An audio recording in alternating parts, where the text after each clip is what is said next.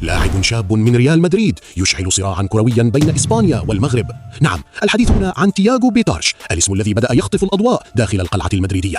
لنرى كم عدد عشاق المنتخب المغربي هنا. اضغط على الإعجاب الآن لنوصل الفيديو إلى آلاف اللايكات، وانضم إلى عائلة القناة بالضغط على المتابعة لتصلك أقوى أخبار الأسود.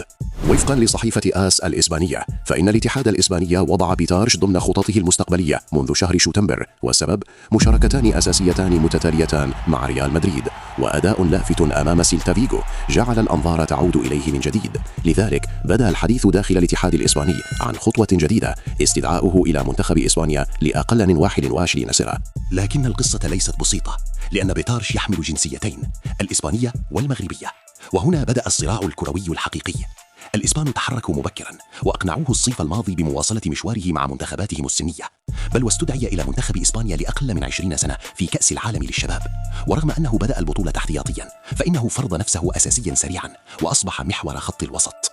لكن ما لم يكن في الحسبان، المغرب لم يغلق الباب بعد، فالجامعة الملكية المغربية تراقب وضع اللاعب عن قرب، خصوصا أنه لم يلعب بعد مع المنتخب الإسباني الأول، بل إن بعض التقارير تشير إلى أن المغرب قد يغريه بفرصة كبيرة، كأس العالم 2026.